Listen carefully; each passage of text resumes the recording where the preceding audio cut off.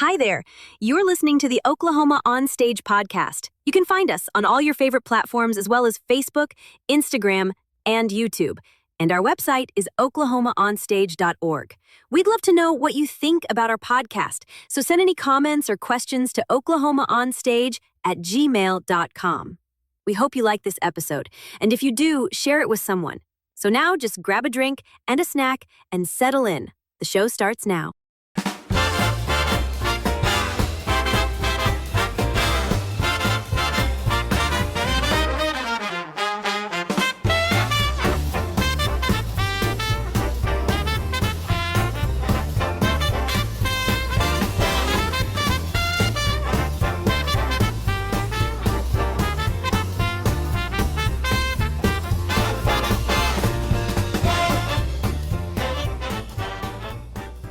Welcome back, everybody, to Oklahoma On Stage. As always, I'm Tim. I'm your host. And today, we're sitting down with one of the most accomplished and influential theater educators in the state. For more than 24 years, she has led the Mustang High School theater and competitive acting program, shaping generations of performers and building one of Oklahoma's most dynamic, student-centered arts communities. She's an award-winning director with nearly 200 productions in her name, across Mustang High School, Oklahoma Children's Theater, Lyric Academy, Mustang Summer Theater Camps, and Oklahoma Film Actors Studio. Her students have gone on to Broadway stages and Hollywood films, and her colleagues across the state look to her as a mentor, a curriculum designer, and a leader in youth arts education. Her expertise spans acting technique, voice and dialect work, improvisation, directing, and even unarmed stage combat. And she brings the same curiosity and passion to her own growth, attending Broadway workshops each summer to deepen her craft. She's a two-time Mustang High School Teacher of the Year, a fierce advocate for inclusive, high-impact learning environments, and someone who runs on black coffee, bluegrass, bacon, and the joy of a well-timed monologue. Oklahoma Onstage family, please join me in welcoming Mrs. Emily Farnham. Farnham. Yeah. See? You have to over-articulate that one. So just Farnham to the podcast. Welcome, Emily. Well, hello. Greetings. Salutations. So thank you very much for agreeing to do this kind of last minute. No worries. Appreciate you jumping in. We had a hole to fill, and she just The show must go on. And perfectly. So we'll jump in the same place we always do with everybody, the elephant in the room, if you will. What first pulled you into theater? Well, I think I had a really great family that loved performance and comedy and jokes and all those things. But I think what sealed the deal for me was in second grade, my school that I went to in Newcastle, Oklahoma, at the time they had theater. And so they, for some reason, sent us up to the high school to watch this high school play. I have no idea what it was, no recollection. It was probably awful by my standards now. But I just remember having this very conscious thought of, I want to do that when I get bigger. And then, just went through the rest of schooling and took advantage of opportunities. And fortunately for me, my mom, she went back to school and she became an elementary school teacher. And so she got hired at a place called Bridge Creek.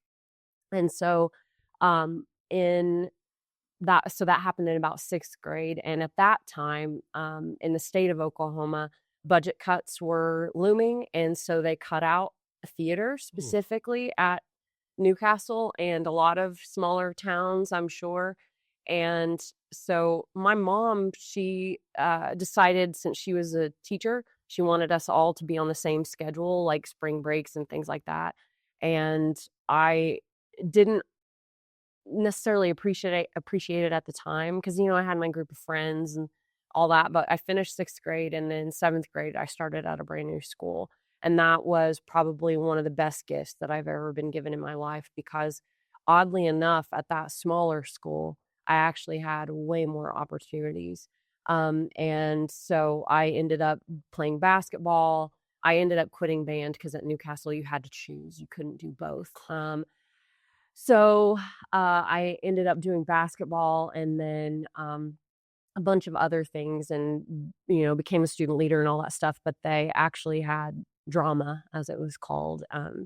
at the high school. And so I decided to take it. And um, I'm really grateful for that because my theater teacher, Bruce Waddell, made a big impact on my life. And it wasn't any specific lesson or whatever, but he introduced me to the whole competitive acting circuit. And he loved my very quirky, loud, boisterous self and really empowered me. And while I used to want to be a dentist up until that point, by the time I finished my freshman year of high school, I knew I wanted to be a teacher. The question, though, was whether or not I wanted to end up teaching English or history because I knew I had to teach one plus theater.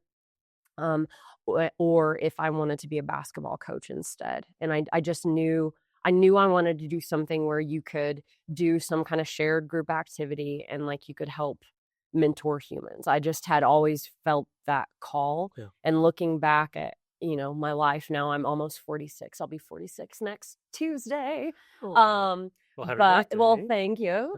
But looking back, like that's been a major thread. Like either I was thrust in positions of leadership where I had to shepherd different people and guide them into confidence and skills into whatever they were doing, or it's just that's like I explain to students now when they're, in my office crying, trying to figure out what to do with their lives. You don't have to decide everything, but a question I encourage them to think about is, when are the moments that you feel alive? Like, when are those moments? And then I explain to them, mine is like when I'm connecting with people and I'm meeting them where they're at and I'm helping them navigate through whatever it is. That's when I find the most joy. And that's why I'm still here, because that's what I do every day. Yeah. Every day we're trying to slay some little dragon in the world or in their head or in their heart. And so all that to say, that's kind of the run of it. And then through college and through high school, like I of course did lots of theater, and I did lots of like leadership things, and I was actually Bridge Creek's first mascot. So I went off and did mascotting. And so I decided my senior year, okay, these group of cheerleaders are tolerable, so I'll go with them. And then while I was there, they're like, hey, you're really good. We want you to work for us. And I said, what?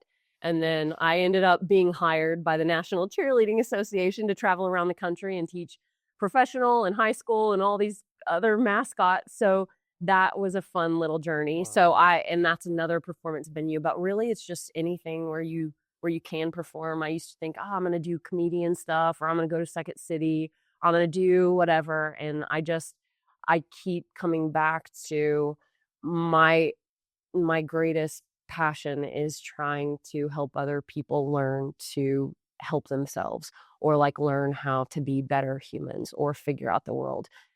And again, that's the beauty of teaching. You get to do that every single day. And it doesn't stop too, because I have a lot of students that are out in the world that still send me texts. Like I had one that she's going to Tisch in New York, which is crazy. And so she's going to Tisch, and she was just like, hey, I'm out at Ohio and I'm out on spring break, and here are pictures from the High School Musical, and thank you. And I mean, or I go to baby showers, like weddings, all kinds of things. Or like my student from Broadway, hey, I want you to be one of the first to know I'm going to be in the show with Denzel Washington and Jake Gyllenhaal, and it's going to drop soon, but I just wouldn't like, that's cool. Crazy. That's cool. Like, what in the world? Yeah. Or like one of my other students, the one who has the acting studio in Oklahoma City, he'll call, like he just called, he's in New York shooting a film or shooting a TV show right now. But he just finished a show with Green Day and like Jenna Fisher and her husband and all the Lee Kirk and all this stuff. And so he's calling me and telling, like, it's just, what is my life? You're right. What of my life? Or I've gotten vocal lessons from a guy named Rob Hahn, who does like Hollywood vocal coaching. Mm-hmm. And so he's worked with a lot of different people. But like, how in the world does this even happen to me? I don't understand. So all that to say, to tie it back together, who knew that little second grader would have such a fun little journey? It's amazing how it started. Yeah. So, Yeah. so you had all these opportunities, the voice coaching, Uh-huh. you had these opportunities. I arguably had the same opportunities yourself. So, what was it that made you decide in your head that I want to go and teach this stuff rather than pursue that avenue? Well, here's the thing. With teaching, you act every single day. I have this Okay. character named Mrs. Farnham. I've refined her. She gets better every year. She has some old spiels and Nice. some new works. Because new things happen. Absolutely. I have to learn the relevant lingo every year, whatever it is. But like And how many seasons is yeah, she in this is now? I'm finishing my 24th season here. Well, Yeah. that's a long running gig right there. It's I know, it's like forever in dog years. So um I she is her own character too, but the thing is, like, I could act and anybody can act anywhere. Like we're starting our improv unit in Theater 1. Pretty soon we'll be kicked out of the building for different reasons because it's a shared space. And so like we'll be in the little side street over here, or we'll be out in the courtyard, or we'll be wherever. So and it's something I can always do. But the thing is, like with my job, like for instance, for the musical this past um January, February, when we came back from break. We cast Anything Goes in November before we left for Thanksgiving break. And then we started rehearsals. I got 90+% of the show completely staged in 2 weeks. I have never, ever, ever done that before. And thank God I did, because of all the ice and the everything, the days that we lost due to weather. But all that to say, I was having coaching sessions. So my day typically starts at 7 o'clock. 7 o'clock, I'm having private coaching sessions with students, or like duet rehearsal, or acting stuff, because a lot of the students are not in theater, like because we make it high school wide, and sometimes we open it up to the whole district. So I have to work with a lot of people who have to act but have never ever done it before. So how do you teach that? Crash Well, course, I yeah. have to do crash course, and I Wow. have to start at like 7 or 7:30 in the morning. So I'm doing that before school. School starts at 8:40. I go through my day, but I give up my lunch, I give up my plan, and I have those coaching sessions. Meanwhile, I'm supposed to teach, and I'm supposed to do paperwork, and I'm supposed to do all those things. And then when I tap out, like just on a regular, not tech weekday or whatever, I'm still up here until 6:30. So I started at 7 in the morning to 6:30, and then I've got to do the paperwork side of things.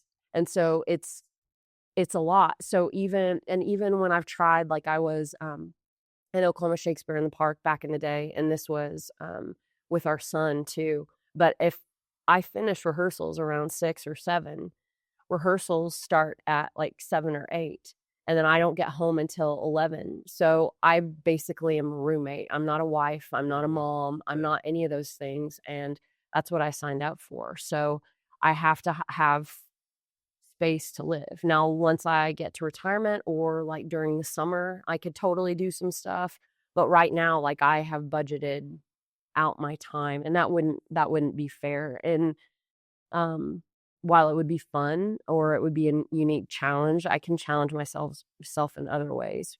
Um, Anywho, yeah, that's that. So, So that's the why, or I guess the how, but the why is it's way more fun to try to find people, figure out stuff. Like I know how to figure out a character. I can play any character, put me in whatever it is. I can do that. I know I can do that. But can I help you figure out how to do this? And then again, with every role that I coach, I live in their shoes. So I practice all that stuff regularly, which gives me the fuel that I need. nice. So You know, teaching is a lot like training adults. And one thing I learned a long time ago, as actors, we live for the applause. I mean, we just people can say what they want. We do it for the applause. We do it for the sure. spotlight. But teaching and the training that I do, we live for that aha moment. Which that's totally it. I totally get that, because like I tell my students, and I say this regularly, the audiences deserve your best. They're paying money, they are here, they're coming to watch, they're giving your time, right? So we're not going to cheapen that experience. We're going to give them everything we have. But that is for them. The Mhm. show is for everybody else. this process is for me. It's for you. It's for us. Yeah. And that's where I want to live. But every day, I mean, we're learning new things. Every day I'm seeing them grow. And like I tell them, there's a sign back behind you in the room since you can't see. But one of my big phrases is, you audition for me every day. And I tell them that. It doesn't matter what you can do. I can teach you what you need to do, or I can find somebody, I can hire somebody, I can learn it myself and learn how to teach you what you need. But who I work with is more important than what I do, because that's where I'm spending all my extra time, all my headspace, all of my energy. It's what I think about at night in the shower, like trying to problem solve and figure out like how to unpack this little nugget that you need so it unlocks the character that's already inside of you. Right. Those types of things. And I think that is way more of a challenge than acting a character. It's trying to figure out how to get you there. But anyway, That's good. it's a fun experience, and it's why I guess have been 24 years in, because it's still invigorating. Yeah. So what was your first year teaching like? Oh God. The second half of the year was a blur, but I can tell you for those first months, from August to December until spring break, I lived in Edmond at the time, and so I would drive out here, and again, I'd get here pretty early. I didn't know how to budget my time. I had 5 different classes, so I had levels 1 through 4, which ironically enough, I had people in level 4 that had never been in a show. So I don't know how that worked. And then I also taught sophomore English. And so I had no lesson plans, nothing. So I had to figure out each day, most of the time, the day before or like during, exactly what I was doing. And there was so much time. So I would get here early in the morning, try to get things set up, figured out, whatever. And then again, because I didn't know how to budget my time or how to run a rehearsal schedule and maximize that time, first time fully directing, except for the experience stuff in college, I would be up here until 8. So then I'd go home. And then by the time I got home, I'd eat, then I'd study, I'd grade, I'd whatever. So it felt a lot like the first semester of college, where I was basically from like 8 in the morning, I was working until like 3 in the morning. I was working the next day, and then I'd get up and have to rinse and repeat. And every day, I kid you not, every single day on the way home for the drive, I cried. And I just thought, oh my gosh, what have I done? And why have they put me in charge of this? Are they stupid? Like, I have no idea what is going. Oh my God. And I'm a go-getter. Like, I will try to figure it out. I ask lots of questions. I have a lot of things. But that was probably the hardest thing. And I look back on her and like, God bless her. Like, she was trying so hard. And even with the training that was the teacher training, it still was in no way sufficient for reality or like how to run a program. Because I also had to run a budget, because when I got here, I was minus 300 in the hole because they had spent everything and beyond. And fortunately, the gentleman, Paul Clore, who was the guy who hired me, he helped me out and got me back to 0. But by the end of that first year, I had 10,000 in the account. And because I didn't want to have to worry about money, but I was also trying to figure out how to fundraise, how to do the transportation requests. Like, and that's the thing that people don't realize is, at least in my world, I'm running a small business. Absolutely. In addition to teaching, and in addition to doing shows, those are already 2 jobs, in addition to the unofficial counseling and guidance stuff, in addition to like all the other things. I run a small business, and I do the PR for it, and I do like every customer service for it, all the things. And so that's also another reason why I already have 10 jobs here. Absolutely. So, yeah. Well, hopefully I can help take some of that marketing Oh, off of your yeah, hands. yeah. So we talked a little bit about what the program was like when you got here and talking about your first year and everything. So over those 24 years, how have you gone about streamlining or smoothing out the wrinkles, if you will, to make the business more accessible?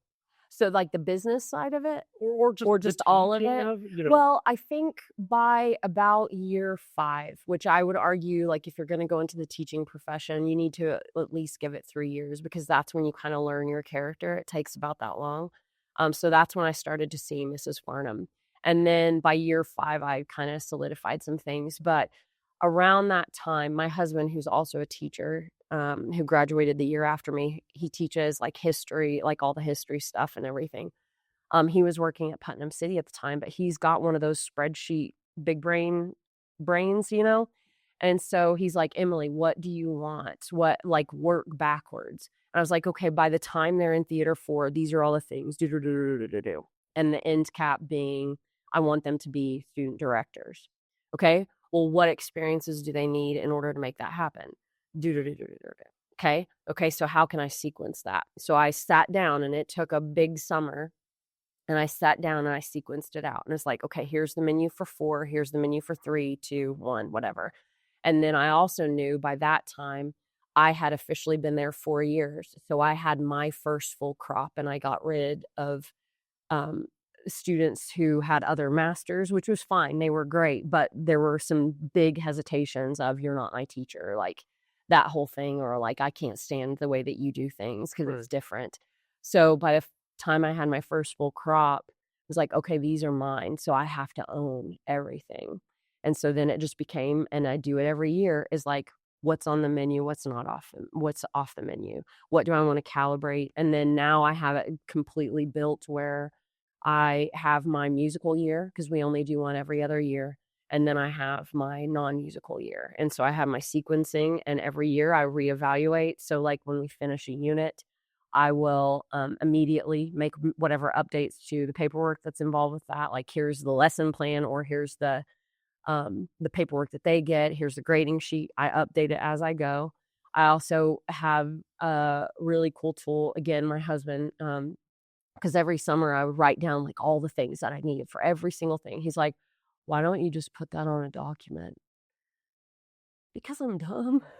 Because I hadn't thought So of it. so I think, what the gift of all of that was I learned the hard way, but the gift of that is I'm helping other teachers as I meet them in the training, and even, like, within my student body of, like, streamlining, and so, like, well, even when we go through the directorial unit, which my seniors are in right now, we talk about working backwards. So I have them lay out a rehearsal calendar. We've gone through, like, the stages of rehearsal. We've gone through what's needed. They've been in rehearsals with me. We talk about things that work, things that don't. And again, all of it's my process because it works for me. It may not work for them. And then I just scaffold them through those experiences, and then they're able to fly on their own. That's the goal, is that I just become a facilitator, um, who really cares and invests in them, and then that way they can do their thing. Um, but it's just constant, I guess, to go back to your question, it's just constant reevaluation and self-assessment and paying attention to things, feedback from them, because I'll even have kind of an exit interview with my seniors. Like, what do you think worked? Talk to me, like, talk to me real. What was there anything that I need to improve on? And we have those conversations because my goal is to level up each year for myself personally, for myself professionally, because I would argue as much as hopefully they're learning, I'm the biggest student in the room, and I think that's what keeps me here is that I'm hungry. At the very least, my job is to learn each individual and how they tick and how to speak to them, because it's like I have to be a translator. I have to figure out what their calibrations are and what makes them work, because how I speak to you is different than how I would speak to the other person. It's still loving, it's still truthful, it's still honest, but like for me, you just tell me directly what to fix. That's all I need to know. You don't have to like sugarcoat it or make me feel good. In fact, that makes me mistrust you. Just tell me what you want, Yep. or tell me what to do, or tell me what you didn't like, and I'll do it. Meanwhile, other people, they need the compliments and Yeah. the compliment sandwich, baloney, all the things. So, anywho, Thanks for a person who likes affirmation. Um, anyway, so what is your approach to casting in a large group like this? Well, I think a lot of it, like I tell them, because the beauty of educational theater is that I work with them daily. And I remind them of that pretty frequently about, again, you're auditioning for me every day. So you not turning in assignments is that like just a fluke? Is that a pattern? Is that a reality, a way of being? Because I fully explain to them, you not turning in those assignments means that I can't depend on you to meet deadlines. Our show date is a certain day because of the way that we have to have the facility booked. So if I can't count on you to turn in these things, it's kind of a lot like the biblical principle of if you I can trust you with this amount, then you can be trusted with lots of things. And I think it comes down to trust is the currency of my heart and this classroom. And I will empower you like electricity. I will be so there for you and let you have whatever you need. And that's the way that I work. I will try to fit in as many students as I can um, that have earned opportunities in that way. Like I said, I'm not going to necessarily go who is or with who is the most able, because sometimes they're not the person that I want to work with because they're so difficult. They create drama all the time. And I tell them the only drama I want is on stage. I want to do theater. I don't want to do drama. So if you want to do drama, go somewhere else. You can find that in any high school classroom. I just want theater. Yeah. So I kind of live by that. But I think casting, I tell them straightforward how I work. This is the manual to me. This is what I look for. And if you step up, if you take advantage of opportunities, if you're a person people want to be around, if you're a person who can be trusted, if you follow through with things, if you apply, I'm not saying it's guaranteed because I know it may be a no for now, but it doesn't mean never. It just means not yet. Sure. Right? Or if they have the conversation of, why didn't I get cast? Well, these are some things I need to see you do. But they know, like if they've had those flags of red or those flags of orange, they know. And God bless them for still auditioning because I think there's a lot of value in that too. But I think casting, it's based upon several things. It's based upon the show that I have. It's based upon the experiences that they've had. It's based upon how they've handled their business and class. Again, being somebody I want to spend time with and work with.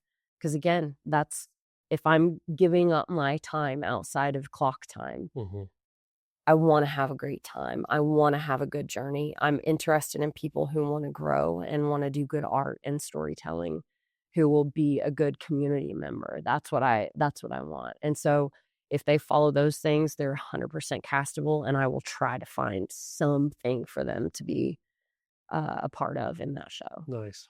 I like it. So you've directed nearly 200 productions. Yeah. What's the thread that ties all of that together? Basically, what is your teaching philosophy? Oh gosh. My teaching philosophy is, like I said, trying to empower them to do whatever that skill is. It's never been about what I can do or what I know. It's what they know and what they can do. And I want to empower them. I want to empower them to have creative thought. I want them to have problem solving. I want them to have all those things that are called soft skills that are the hardest of skills. And so that's really what I'm teaching. I just happen to do it through the medium of theater. That's the context in which we meet. But I would argue that theater is life. Yep. So that's what we're doing. Our job is to be a student of humanity and to study how humans work. We're going to practice doing that daily. We're going to learn what our settings are so we can calibrate them to meet other characters, right? So I can calibrate to them. But I think it's ultimately about scaffolding them and making them have different experiences. So we unlock, I guess, achievements as characters or beings, and then they're ready for the next path. Because like I said, I have that vision. I know where we're going, and I act as if every student is geared for level 4 And so this is the direction we're moving. And you can choose to follow. You can get off at any time. Like, no one's making you stay. I want you to stay if you want to be here.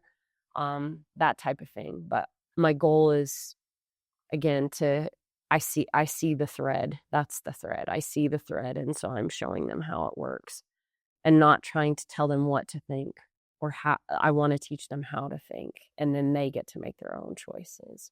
That's what I want. Very nice. So how do you go about choosing your season? Ooh. Shows, basically? Well, some of it is based upon like our touring shows. So every year we go to different elementary schools in our district with a theater too. And then we also go to our 5th and 6th grade centers. We do all those. So we have touring that we have to do that would be age appropriate for those, to try to do community outreach, because again, a big reason for that is my history of I saw a play when I was younger, and some of the students in our district, this is the only live performance they're going to see for a long time, if ever. Right? So I want to make sure that they have that opportunity, because live theater is something completely special. And then the other thing is, like, I try to find something for the 5th, 6th grade center that would go into the black box, because that we have that space. So trying to find something that would accommodate a theater in the round, or a thrust type setup, or something along that line, so students have an opportunity to work in that context. I try to find a murder mystery dinner theater type thing, because that's what my seniors do traditionally, because we've paired with Friends of the Library. They raise money for like the programs and things that are at the library. And so we do that because that's a whole genre of theater. So my season is based upon those specific experiences and trying to provide that to students to have those different performance options. And then the other would be for the musical. That's a collaborative choice based with my production team. So like the choir teachers, the stagecraft guy, the band guy, like we choose that primarily. And then the one acts that we do for the state competition, that one is a unique little beast. I'm still trying to find what I want to do, but it's weird because looking back, like all of them have something that I am dealing with in my life. And it's very interesting how you can find yourself in the shows that you direct and like, oh, I'm that character. Oh, I'm dealing with this heavy. And so there's, looking back, that's been something that seems to be a thread. But ultimately, I try to choose things that will help my students grow in their performance experiences and types and styles. And also for myself, like what's going to help me grow. So when we, for instance, moved into the building, we did a show called Something Rotten. One of my favorite shows. Absolutely. As a student of mine said, that's the most musically musical I've ever seen. And I 100% agree with it. And it's got Shakespeare in it. Like, what more could you want? But I had prophesied to my group a long time ago, before this facility was even built. Our second show that we do, I want it to have rigging. It's going to have rigging because we're going to have a fly space, and we need to use this facility to its capacity as it currently is, because we need to show the stakeholders what we could be doing, and we need them to invest in that. But also we need to learn that. Our students need to learn that. So that was a big reason for Wizard of Oz, because it's like, we're doing a rigging show. These are your options. And so we went with Wizard of Oz, but that was crazy, because we actually had pyro in that too.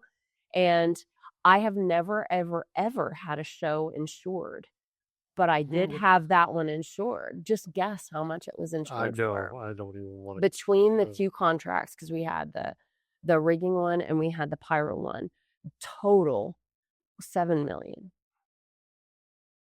Wow. Yeah. For this facility. Yeah. Oh wow. I have who would have thought? Like, this is ridiculous. I'm just a high school teacher. What in the world is happening? Yeah. But that's like, that's Who how would have ever thought? exactly. Yeah. Well, and that's also, I think, a testament to the district that I work in, because I am so lucky to be here, and I could not have imagined that my 22-year-old self, who got hired so many years ago, um, would have ever been in that position. And I never thought I would have a performing arts center to play in. I had dreamt about it. I had, fought for it. I'd done all those things, but like my district has been so good to us in the fine arts, and has really helped empower those dreams too. And like the fact that they went with that whole idea and like, okay, well, we'll worry about it because that's fine, cool. They help take care of that. They invested in that. They invest in me. They invest in my students, and so I can't imagine being anywhere else. Again, I'm so lucky because that never in a million years would I have Yeah. thought that that would have been possible. And I'm learning that so many of the successful arts programs across the state are due in part to the leadership that cares. Oh yeah.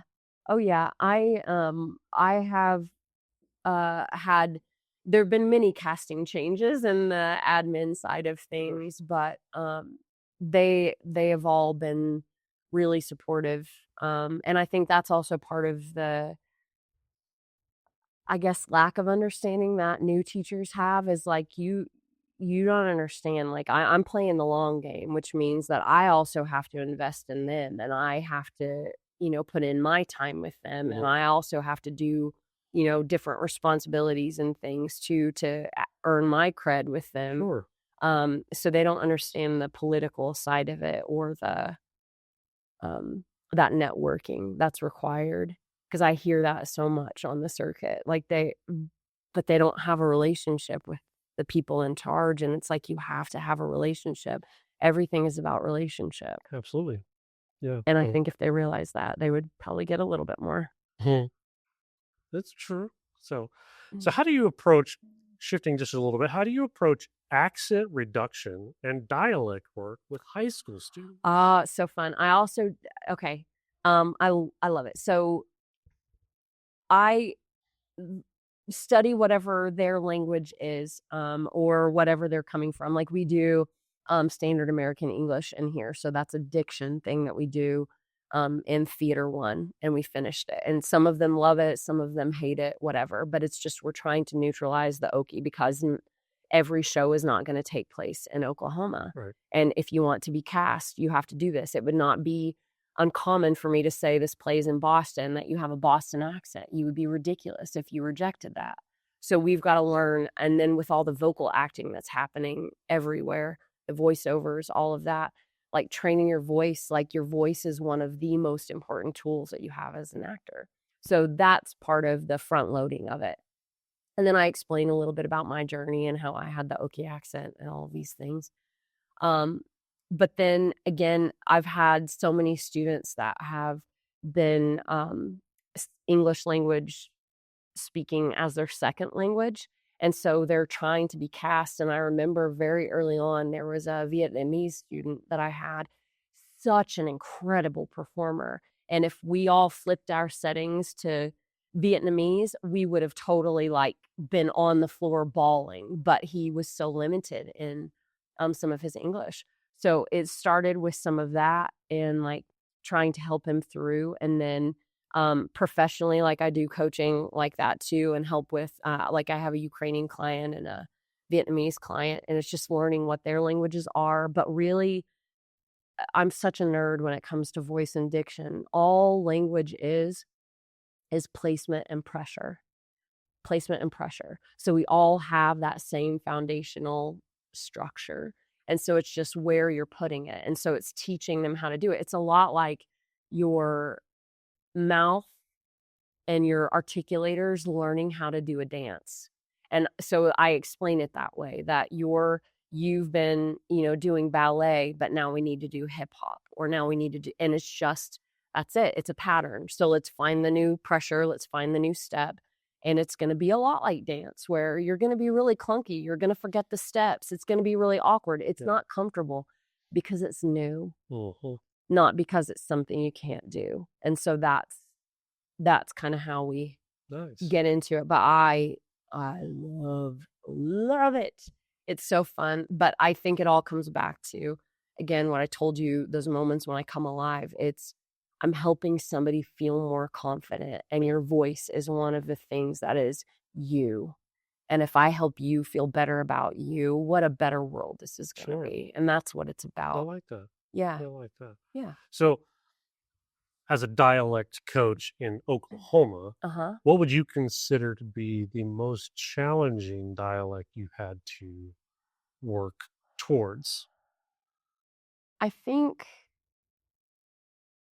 probably and it's for certain students, it's the received pronunciation British. So like the Queen's English, and then trying to distinguish, like a Cockney accent, or you're from Liverpool, and trying to get those different sounds together. I think it honestly just depends on the person, but I think the hardest part is just making people hear the sounds. Specifically, one of the sounds that we have is the eh and the eh, so the short e and the short I, and distinguishing those. So again, get, right? Get. Yeah. Or I hear a lot like the eh and the a sound. So instead of I'm going it, or egg, different things like that. But the short e sound is the one, like the word, or like in the word yet or meh. That's the one where people have a lot of problems. Like again, instead of again. Yeah. Again. And again, it's a matter of that shape. What's that shape? What's that dance step that we need? Oh, and then you got to throw in the whole again. Well, and that's fun too. Yeah. Like but it's fun to play. I think for me, it's exciting to make people aware of something that they do every day, and they can choose to embrace it. I would argue that if you want to be castable in things, you should be willing to learn any skill. Absolutely. So that's where I lead from. Sure. And this is something that happens in the industry. Do you want to be cast? Do you want to be involved? And if you don't want to, that's fine. Yeah. So it's on you. Yeah, turn it back on them. I like exactly. That. So you mentor teachers from across Oklahoma. What would you say are some of the biggest challenges that educators face today? I think it's oh gosh, there's so many different things. Are you asking, I guess, for teachers in training or once they're hired out of school? Sure. That's great. As you were saying, I'll turn this back to you. Yes. Okay, great. I think, because I had to write that essay for the Teacher of the Year thing, I think one of the biggest problems facing Oklahoma currently is the teacher shortage. Quite a few of our teachers, like half of them, when they enter as first years, they don't return. So I think that has something to do with like the training process. But I also think sometimes it has everything to do with sometimes the teacher clients, the ones that are coming forth. Because some of the ones that I've had in the past, they just have no grit. They have no tenacity. They have no follow through. So again, it's all those soft skills, or they come in thinking it's going to be like Mr. Holland's opus and I'm going to totally change. But you don't understand, like you have rules you have to follow and rules you have to enforce. And that this is like baptism through fire. Like you have to do it. And no matter what great training I had or didn't have, I have to choose every day what happens and react to what happens and all of that. But once you get in the system, and again, I can only speak for like Mustang from my own knowledge. Of course, I have teacher friends across the state and whatever, but some of it is just the amount of paperwork that you have to do. I think for theater, it's a little bit different because we don't have those core school test responsibilities, but also the flip side of that is we can be easily discounted. And I think that's why some directors and people worry so much about the bling, because it makes you credible and shiny, right? And districts like shiny things. But that's where you as a teacher have to decide what your trophies are, Mm. you know? And I decided a long time ago, well, I'll tell you, it reminds me of a story. So I remember there's a teacher, she's still in the state, and I respect the heck out of her. Like, she's been a great mentor. And then there was another gentleman in Tulsa who I really respected, but they were the two in the state that were like the big dogs on the 6A circuit. And like, if I can hang with them, I'm going somewhere, kid. So, years, whatever. So finally, I made it to state with them, and I was just flabbergasted. And there I am, and got third and whatever. And I just remember like being so elated, like I made it. Oh my gosh. And so I'm crying, my students are crying, we have a good powwow, and we're in Tulsa at the time for the competition. And so then we are on the bus ride back, before that, I called my husband, I called my principal, told them, we're just so excited. And I kid you not, about 5 minutes down the road, seated in the seat beside me are the trophies that we won. And I just look at them and I have two thoughts. I'm going to have to dust this. And then the second one was, I did all of that and all that stress for this. But just these trophies. And like, even for first, like all that stuff, I did all of that for this. It was cool for. Yeah, and I got no raise from that. I got none of that. And I'm glad for the students and very exciting. But I just remember from there, a gear switched and like I totally went another way. And it's like, what's my new trophy? Well, my new trophy is the aha moments. My new trophy is colleges realize, oh, this kid's from Mustang and they've gone through a program. They're legit. Yeah. Like that's what my goal is. And so that's what I worry about. And so the trophies, they're neat, and I'm excited for the students and the groups. And I mean, it feels good, but it is not. Yeah. It's like I said, it's not anything anymore. Yeah. Yeah. I mean, it does, as you were saying, the colleges recognizing the program. Yeah. It does feed into that. For sure. But it's not the only thing. Yeah. No, it's not the only thing. Like, it's so low on the totem pole. I think the other thing that teachers face, and this has always been there, I don't know that it's harder per se, but it's just, you have to deal with humans every day. And you have to deal with relationships, and you have to deal with your own emotions and your own expectations and their emotions and their expectations and all these things, and how to juggle all of that with grace, with empathy, with control, with, I don't know, all of it. It's a lot. It's a lot to juggle every day. Yeah. Oh yeah, by the way, plus teach this content. Yeah. Oh yeah, by the way, fill out these forms. Oh yeah, by the way, answer all these emails. Raise your money, reserve your space, do all the things. Yeah. Oh yeah, by the way. Oh, and when you can, try to remember to be human, and when you can, try to have a life outside of here. Gotta have work-life balance. Yeah. Yeah. Yeah. Well, I've heard it said it's not necessarily work-life balance, it's work-life satisfaction. And I like that way, way better. Yeah, because one person's bad. It's like, am I satisfied with that? Exactly. And I think that's a hard part now in these older stages, like 24 years in, and then, being, I think, 10 or so years away from retirement on the clock time anyway. Who knows if that will be when I retire. But so much of your identity can be coupled up in what you do. And I think that's true for any job. I know it's true for me. And so trying to figure out that balance between who Mrs. Farnham is and who Emily is, and can Emily exist outside of that, and does Emily exist? I think that's, again, the chapter that I've been in for a little while now, like trying to uncouple. So when I leave this place, it's in a healthy way. Yeah.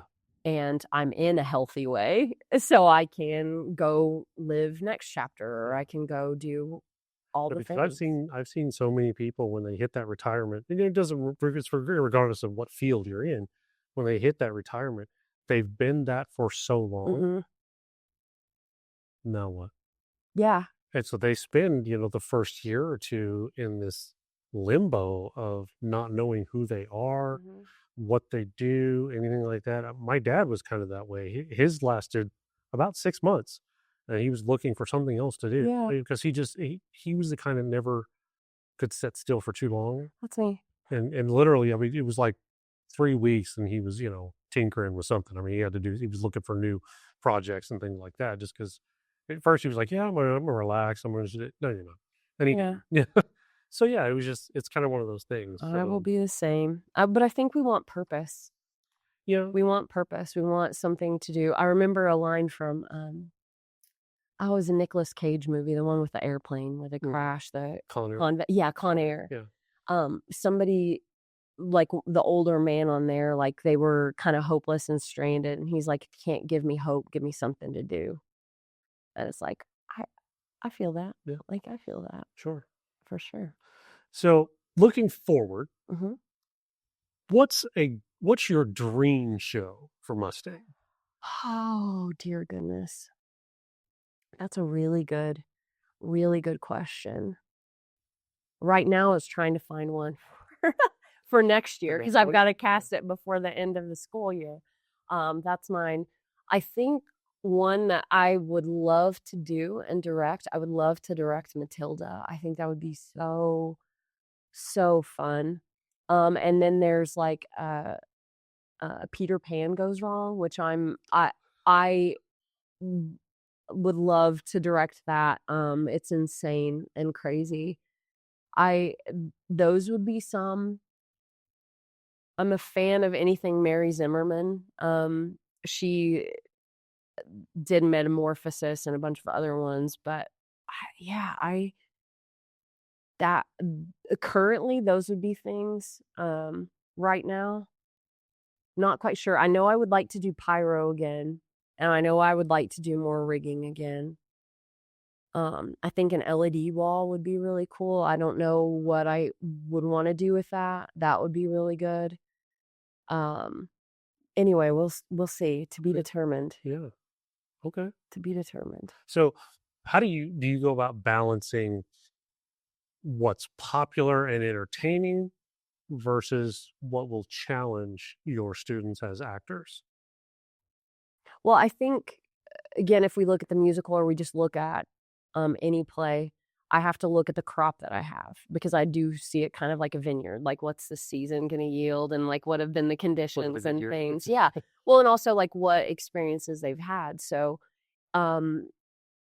like we knew, for instance, coming off of Wizard, we're not doing anything fantasy for this particular musical. We want to do, and we haven't done anything that's been classic in a while. So let's do a classic one. We know we want it to have tap. We know we want a stationary set. So we kind of look at like some of those parameters of what we've done. And then also, like when you have success in one way, there's also that question of how do I top that?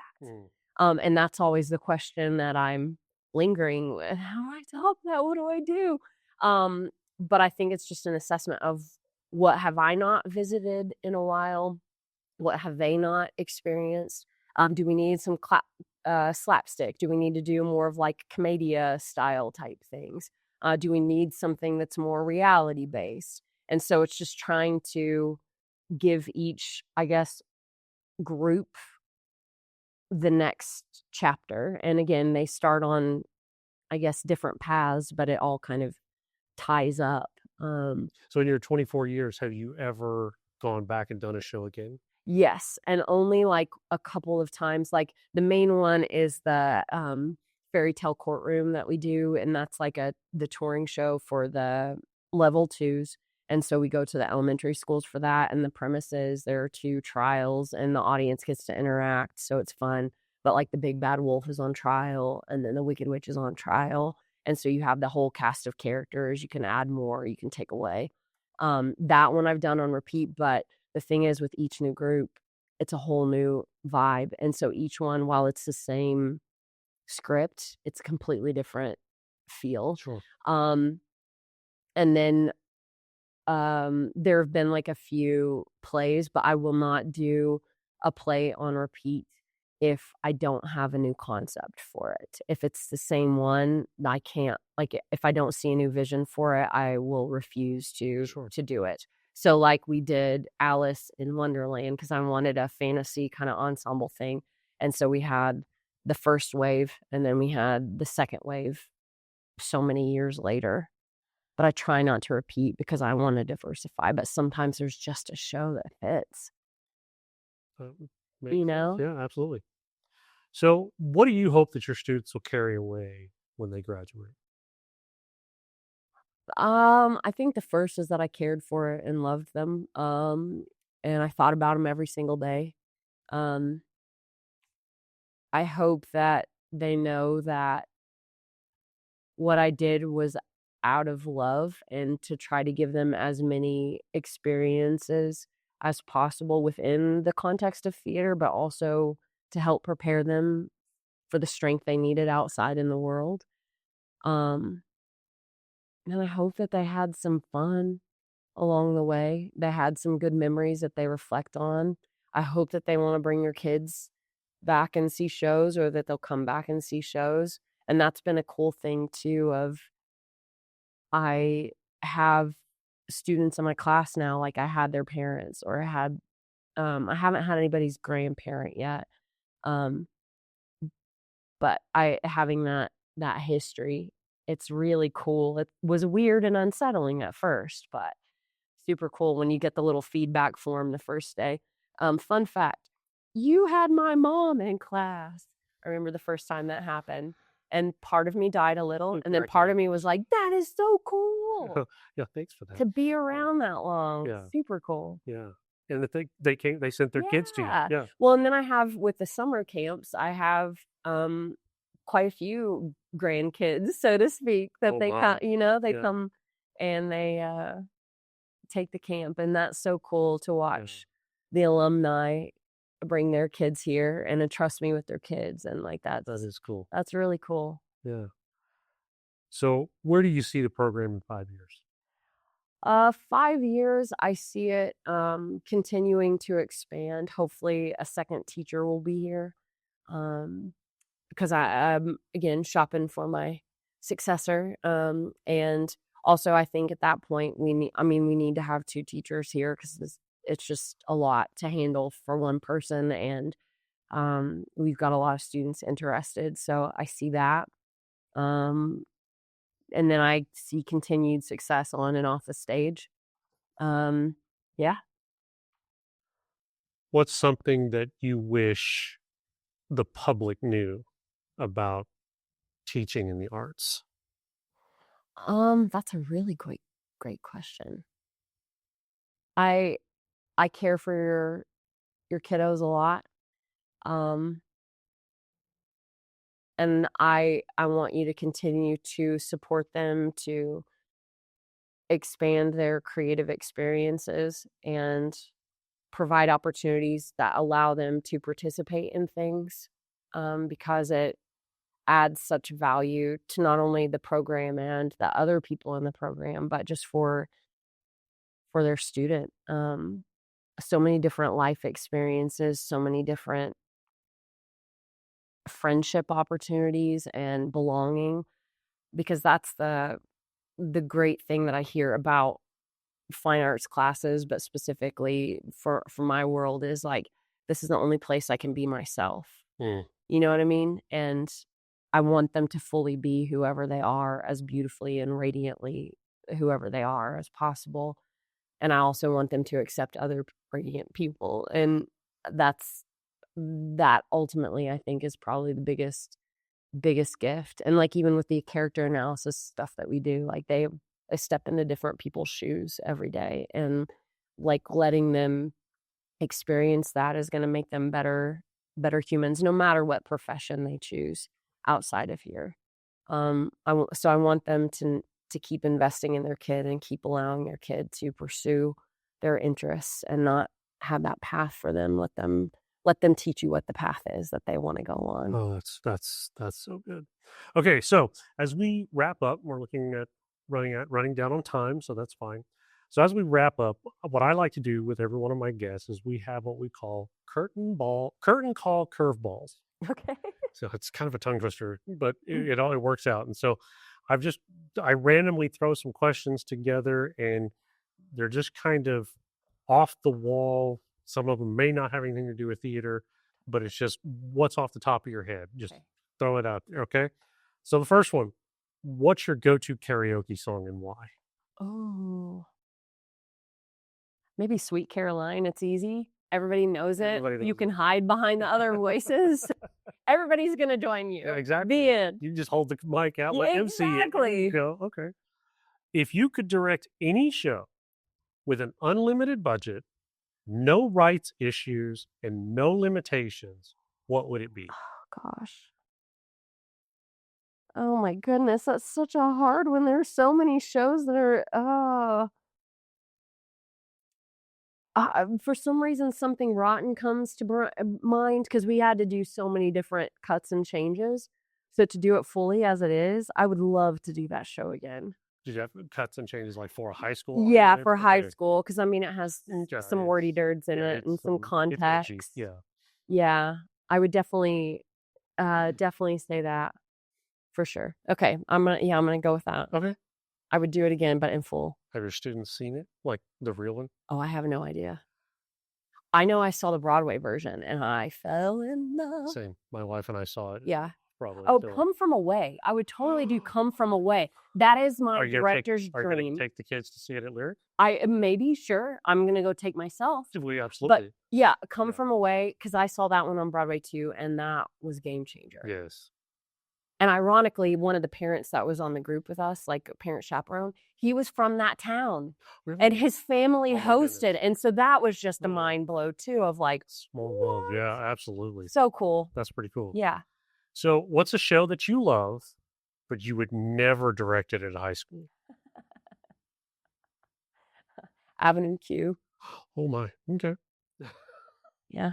All right. Yeah. Book of Mormon. Yeah. Okay. Those would be ones. Too many questions. Yeah. Yeah, too many too many questions. questions. There you go. So what's one pre-show ritual that you have as a director? I talk to the cast and try to calm them down because I think that's one of my favorite things about directing is I'm constantly feeling the energy, and like that energy is always going to exist, but it's trying to channel it in a positive way. Sure. So it's just reading in. But one of the things that I've started doing over, I don't know, probably the last 7 or so years is I will give, like, even a rehearsal, like a verb. This is what this is. Okay, today we're going to elevate.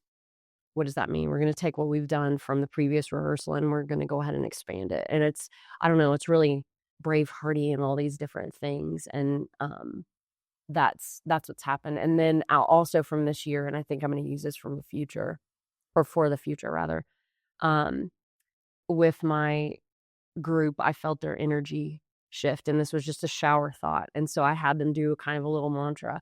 And in everything, we are going to be calm, confident, collected. We know what to do. We need to trust in the work.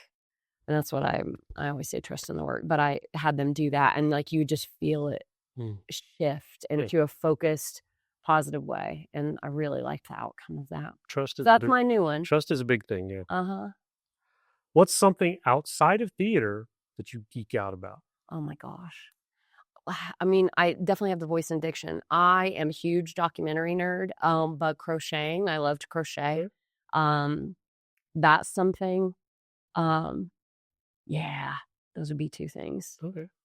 But I mean, board games. I love board games. A lot of fun. So you can put on a documentary and just make a sweater. That's what I do, except I typically like make figures and like little keychains. So that's one of the things that I do to de-stress is I'll take my yarn and then I'll just make little keychains and then I put them in a little bucket. And then those are sometimes like little prizes or gifts to cast or whatever. And it's my therapy / calm down, keep my hands busy like your dad. Like Whatever works. mm-hmm. If theater wasn't an option, because for 24 years, Sure. that's what you've been. And you're kind of talking about, being, what am I doing outside? If theater wasn't an option, what else would you be doing? Currently, or like what I want to Just do? in life general. I think just anything that helps other people navigate themselves. I know that sounds weird, but I think honestly, I'm really considering doing hospice chaplain stuff after this is all over. That's very That's cool. where I'm feeling really drawn to that, and have been for a couple years. And so I've started researching what that takes, how that works. I've got some connections, and so I'm navigating that. And what's cool was I recently at a funeral got to meet up with the pastor that was the pastor of the church that I grew up in Newcastle. He's still there, which I've modeled a lot of my being after him, of like, I want to be like Frank. I want to be somewhere and plant roots and grow and deep and all that stuff. I was like, hey, Frank, weird thing. I think I might want to do that hospice chaplain stuff. Isn't that weird? And he goes, absolutely not. It could be that your entire life is leading you to this. And it's like all the conversations that I've had with students and all the difficult things that I've had to study with theater, all of it. Like, most stories are about people dealing with the hardest parts of their lives or the toughest, trickiest parts. And it's like, I've been studying humanity for so long. Like, why would that not fit? So that currently, as I said, if I were not teaching, that's what I would be doing. Yeah. I mean, yeah, it's just another chapter in life. It is. So, yeah. It is. And it's intimidating, but it's not scary. Yeah. And it's like guaranteed that death is going to happen. So faces us all. So we'll see how that goes, but that's what I've been percolating on. Okay. Yes.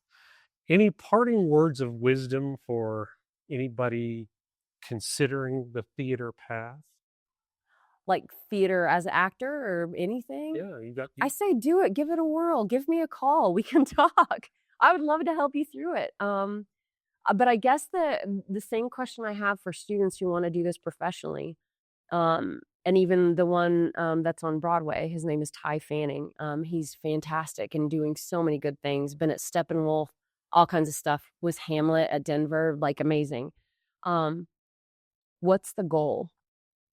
And the question, do you want to be famous or do you want to be working? And if the answer is working, I think it means a career, which means that you'll supplement as needed, because this isn't a very lucrative business unless you get, to a certain level. But you've got to be willing to put in the chops. You've got to be willing to pursue and have the grit, the tenacity to follow through. But the other thing too is you can still have a day job. You can still have a family.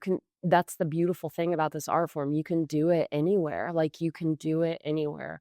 And so if you love this, then do it wherever you are. And then if you want more, pursue more.